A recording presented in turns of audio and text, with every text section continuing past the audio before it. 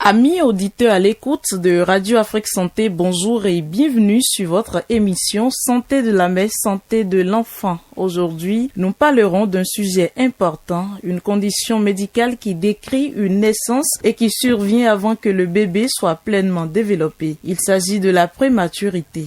Quelles sont les conséquences à long terme de la prématurité? Nous en parlerons dans un instant avec Dr Magloire Nyansounou. Il est pédiatre, chef de service de pédiatrie et de néonatologie au centre hospitalier de Sambré à Vesnois. Bonjour docteur, que comprendre par prématurité? Il y a une définition à la prématurité qui provient d'un accord professionnel, puisque cette définition se dit en semaines d'aménorrhée, c'est-à-dire le nombre de semaines sans qu'il y ait des règles, des menstruations. La prématurité par rapport à cela donc va se définir comme une naissance qui survient avant la 37e semaine d'aménorrhée. Cela suppose donc que la grossesse à terme est une grossesse normalement à terme à 39 semaines plus ou moins 2. Une naissance qui survient avant 37 semaines est une naissance prématurée. Alors, dans cette prématurité, forcément, les conséquences ne sont pas les mêmes en fonction du moment auquel survient cette naissance prématurée.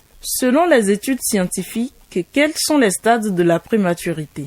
L'OMS classe la prématurité en 3 grands stades. Le premier stade, c'est la prématurité dite moyenne. Ce sont des enfants qui sont nés entre 32 et 37 semaines d'aménorrhée révolue. La deuxième catégorie, c'est la grande prématurité. Ce sont ceux qui sont nés entre 28 et 32 semaines. Et la très grande prématurité concerne les enfants qui sont nés avant 28 semaines. En fait, cette classification trouve un sens par rapport à l'importance des complications. On se rend compte que les enfants qui sont grands prématurés, c'est-à-dire ceux nés avant 28 semaines, vont cumuler des risques très importants sur le plan neurologique, sur le plan digestif, sur le plan cardiaque, sur le plan pulmonaire, que les enfants qui sont nés au-delà de 28 semaines. Entre 28 et 32 semaines, les pathologies observées sont moins sévères et la morbidité est moins élevée que les grands prématurés qui sont nés avant 28 semaines. Puis quand on va passer les 32 semaines, entre 32 et 37 semaines, il y a encore des complications, mais plus on va s'approcher de 37 semaines, plus ces complications auront moins de risques de survenir et quand elles surviennent, elles sont habituellement moins impactantes sur le devenir de l'enfant. Donc c'est ce qui justifie cette classification en différentes catégories de prématurité. À combien de mois dit-on qu'un enfant est prématuré? Je vous ai répondu en termes de semaines d'aménorrhée. Pour trouver les mois de grossesse, il faut rajouter 2 semaines aux semaines d'aménorrhée. Donc 37 semaines d'aménorrhée, ça fait 39 semaines de grossesse. Et donc dans un mois, il y a 4 semaines, il suffit de diviser donc par 4 pour retrouver le nombre de mois qui correspond à cette semaine d'aménorrhée. Pendant la grossesse, y a-t-il des symptômes ou signes qui alertent la femme enceinte? Pour répondre à cette question, il faut se reporter aux causes de la prématurité. En fait, la prématurité a des causes diverses. Il y a des causes environnementales, il y a des causes qui sont liées aux facteurs médicaux sur l'état de santé de la maman et il y a des causes génétiques également qui sont liées à l'œuf même ou qui sont liées au caractère génétique des parents. Donc en fait, à partir des différentes causes, on peut essayer de retrouver quelle peut être la symptomatologie qui alerte la femme enceinte. Quelles sont alors les causes de la prématurité? Les causes de la prématurité, je vais prendre par exemple les 6 grandes situations cliniques à l'origine d'un accouchement prématuré que sont l'hypertension artérielle et ses complications, la prééclampsie, les hémorragies, la rupture prématurée des membranes, le travail prématuré spontané, le retard de croissance intra-utérin. L'hypertension artérielle maternelle, aussi appelée hypertension de grossesse ou gestationnelle, c'est une complication de la grossesse qui est assez courante. C'est la plus courante elle représente dans les pays développés 5 à 10% des femmes enceintes. On parle d'hypertension artérielle systolique lorsque la pression artérielle systolique est supérieure à 140 mm de mercure et où la pression artérielle diastolique est supérieure ou égale à 90 mm de mercure. Alors, dans cette pathologie d'hypertension artérielle maternelle, il y a des femmes qui, avant leur grossesse, ne sont pas connues pour avoir de l'hypertension, qui n'ont jamais fait de l'hypertension. Et il y a des femmes qui, en fait, étaient connues hypertendues avant la grossesse. Donc, il y a l'hypertension due à la grossesse, qu'on va appeler une hypertension gravidique, et il y a l'hypertension classique chez tout le monde, au sujet hypertendu, chez qui survient une grossesse. Cette hypertension artérielle chez la personne enceinte va exprimer les mêmes symptomatologies que la personne habituelle, c'est-à-dire des maux de tête, des sensations de mouches volant devant les yeux, des acouphènes. Donc, toute cette symptomatologie connue pour l'hypertension artérielle vont se révéler également chez la femme enceinte. Par contre, chez la femme enceinte, il existe des complications particulières de l'hypertension artérielle qui vont déterminer des groupes pathologiques, des groupes de maladies spécifiques à la femme enceinte. Donc, cette hypertension artérielle peut se compliquer chez la femme enceinte de ce qu'on appelle une prééclampsie. C'est une hypertension artérielle qui est associée à la présence de protéines dans les urines et qui témoigne d'un certain nombre d'anomalies au niveau des glomérules, au niveau du rein. Donc, la prééclampsie. Cette prééclampsie peut évoluer vers une éclampsie, c'est-à-dire que en plus de la présence de protéines dans les urines de l'hypertension artérielle, il va s'y ajouter une complication rare mais grave de l'hypertension qui va se manifester par des convulsions et qui va donc entraîner une souffrance cérébrale. On a encore cette hypertension artérielle qui, lorsqu'elle va s'accompagner en plus de manifestations hépatiques et hématologiques, donc une destruction des globules rouges et des plaquettes, on va l'appeler le Hertz syndrome. Là aussi, c'est une complication de l'hypertension artérielle qui va avoir des conséquences sur le fœtus. Et enfin, il y a l'hématome rétroplacentaire, c'est-à-dire un décollement prématuré du placenta qui sera accompagné d'un hématome qui se trouve derrière le placenta. On comprend dès lors que la qualité de la perfusion fœtale, parce que c'est le placenta qui assure la perfusion de sang au fœtus, qui assure l'oxygénation au fœtus. Donc, à partir du moment où ce placenta sera décollé et qu'il y aura un hématome, on comprend bien que la survie fœtale risque d'être très impactée.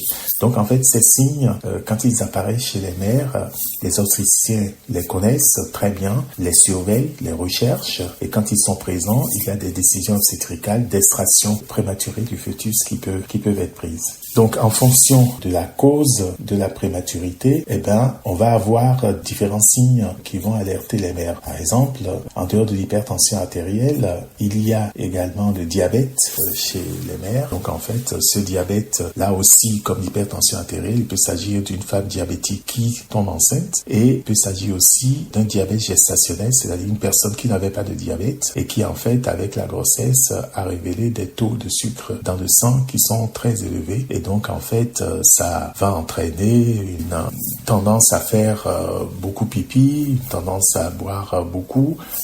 Donc, ces signes également peuvent alerter une femme enceinte. En tout cas, ce qui est certain, c'est le suivi régulier de la grossesse qui vont permettre aux équipes médicales d'être en capacité de pouvoir agir et prendre des décisions opportunes pour sortir l'enfant et le mettre à l'abri de ces complications maternelles. Il y a des causes qui sont liées à l'état clinique de la mère, hypertension artérielle, diabète gestationnel, infection, etc. chez la mère. Il y a des causes qui sont liées au fœtus lui-même, les malformations fœtales d'origine génétique ou d'origine environnementale induite. Et il y a donc des causes maternelles, des causes fœtales et des causes liées aussi à la grossesse. Parce que lorsque il y a plus d'un bébé dans le ventre, c'est-à-dire des grossesses gémellaires, on est également amené à observer une naissance prématurée chez les femmes qui ont des grossesses multiples. D'accord. Parlez-nous des complications de la prématurité sur l'enfant et les précautions à prendre dès la naissance de l'enfant pour permettre à ces petits de pouvoir vivre comme les autres. La naissance de l'enfant prématuré pose plusieurs problèmes. Il faut se dire que cet enfant est sorti du milieu aquatique dans le ventre maternel pour se retrouver à avoir des compétences adaptatives à la vie extra-utérine dont il n'avait pas besoin quand il était dans le ventre. Vous savez, dans le ventre, par exemple, le fœtus ne respire pas. Il baigne dans un liquide, donc il ne respire pas de l'air. Donc, pour qu'il puisse respirer de l'air, il faut que tout ce que la nature a prévu pour une adaptation hors de la vie intra-utérine puisse se mettre en place. Il faudrait que le poumon soit en capacité de pouvoir respirer et que les alvéoles du poumon puissent rester ouverts en partie à la fin de chaque expiration. Et ce qui fait cela, c'est un produit que la nature sécrète dans les poumons des enfants à partir de la 35e semaine. Si le bébé naît avant 35 semaines, forcément, il n'a pas ce produit. Ce produit s'appelle le surfactant. C'est une espèce de tensioactif qui se trouve à l'intérieur des alvéoles du poumon et qui permet de garder ces alvéoles partiellement ouvertes pour que à chaque inspiration, on n'ait pas à faire énormément d'efforts pour respirer. Donc, en fait, le fœtus, lorsqu'il naît prématurément, il n'a pas encore forcément mis en place toutes les stratégies naturellement prévues pour pouvoir faire face à la vie extra-utérine. Donc, il va poser des problèmes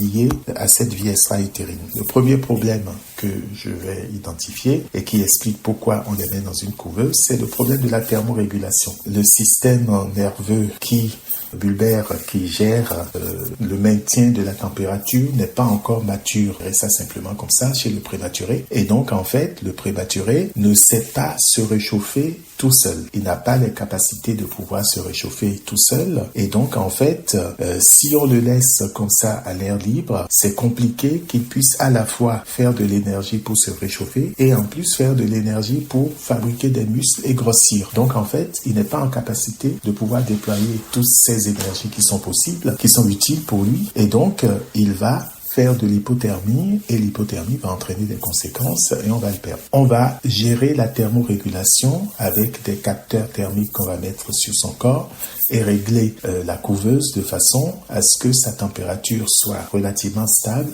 et lui permette d'utiliser l'énergie pour fabriquer des muscles et grossir. Donc, le premier problème, c'est le problème de la thermorégulation. Le deuxième problème, c'est le problème de sa capacité à maintenir un rythme cardiaque et un rythme respiratoire normal. Toujours son centre bulbaire de contrôle automatique de ses fonctions, ces centres bulbaires ne sont pas matures. Et donc, en fait, on va observer que ces bébés vont oublier de respirer. Ils vont faire des pauses respiratoires allongées de plus de 20 secondes qu'on va appeler des apnées, qui font que pendant ce moment, il n'est pas ventilé, donc il ne reçoit pas de l'oxygène, donc son cerveau est en souffrance et donc ça peut entraîner des conséquences importantes. C'est pour cela que on va surveiller la façon dont il respire, on va mettre des capteurs respiratoires pour s'assurer qu'il respire normalement et on va leur donner parfois des médicaments tels que la caféine pour essayer de stimuler cette respiration pour diminuer les pauses respiratoires et dans certains cas, on sera obligé de suppléer à la respiration parce que les apnées les pauses respiratoires sont nombreuses, donc on mettra une machine pour les aider à respirer pour ne pas souffrir de ces pauses respiratoires. C'est pareil pour le cœur, ils vont faire des bradycardies parce qu'ils n'ont pas de réserve adrénergique sous-cutanée suffisante. Donc face à un stress quelconque, chez l'adulte, quand il y a un stress, le cœur bat très très vite. Donc on a une phase d'adaptation au stress et simplement quand ça se prolonge trop longtemps, là on va avoir des complications. Le prématuré n'a pas cette capacité de réagir au stress par une tachycardie rapide, immédiate, etc. Ils vont bradycardiser tout de suite, donc leur cœur va ralentir tout de suite. Et donc, en fait, il faut être en capacité d'intervenir pour les stimuler. Et donc, on mettra des capteurs cardiaques. Donc, toute la problématique de la respiration et du battement du cœur n'est pas mature chez ces prématurés. Et donc, il va falloir surveiller et suppléer quand il est nécessaire. Donc, on a parlé de la thermorégulation, on a parlé de la respiration, on a parlé des battements cardiaques. Il y a également une incompétence significative, c'est leur capacité à digérer digérer. Donc, quand ils sont prématurés, ils n'ont pas encore les enzymes nécessaires pour pouvoir digérer et la circulation sanguine au niveau des intestins n'est pas encore bien stabilisée. On va devoir les nourrir de façon très particulière en faisant attention à l'épaississement, à l'osmolarité, c'est le terme scientifique exact de ce qu'on leur apporte. Sinon, très vite, on va se retrouver face à des souffrances intestinales très importantes qui peuvent se compliquer d'entérocolite, c'est-à-dire une nécrose au niveau des intestins qui malheureusement va les emporter. Donc on fait très attention à la qualité de l'alimentation qu'on va leur apporter, au rythme de l'alimentation, à la quantité et aux produits que l'on met, machin. L'autre incompétence, c'est l'incompétence immunologique, c'est-à-dire que ces enfants n'ont pas encore un système immunitaire assez solide en capacité de les protéger contre les infections qui gravitent autour d'eux, que ce soit les infections respiratoires, que ce sont des infections digestives, des infections cutanées et autres. Dans les services, ils sont pris en charge. L'hygiène absolue est une règle très importante parce que ils sont un peu comme une boîte ouverte aux infections. Donc en fait, on va faire très attention, protéger de ces infections et surveiller de très près par rapport aux manifestations infectieuses que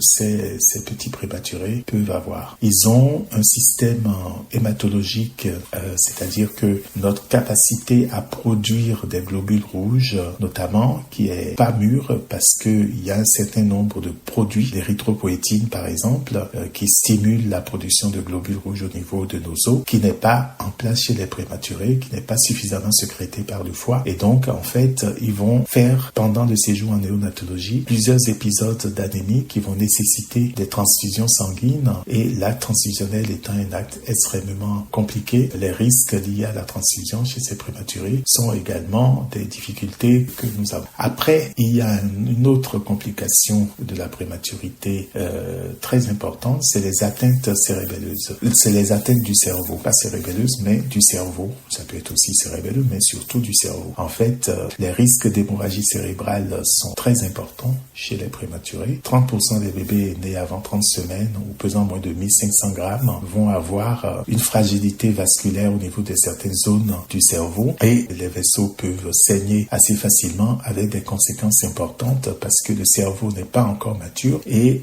lorsque vous avez des saignements qui détruisent les neurones ou les fibres neurones, ces enfants risquent d'avoir de gros problèmes secondaires pour marcher, pour acquérir de l'apprentissage, etc. Et c'est l'une des complications majeures de la prématurité. Il y a les problèmes également qui sont liés à l'atteinte de la rétine parce qu'on utilise de l'oxygène chez eux, des problèmes qui sont liés à l'atteinte de l'audition, etc. Donc en fait, les risques que présentent ces enfants sont très très importants et multiples et qui nécessitent que les équipes de néonatologie qui les prennent en charge soient des équipes bien formées, soient des équipes bien équipées, des services bien équipés pour pouvoir faire face à toutes ces complications et pouvoir être en capacité de réagir de la bonne manière pour pouvoir leur permettre secondairement d'avoir une vie qui soit une vie acceptable et compatible avec la dignité humaine.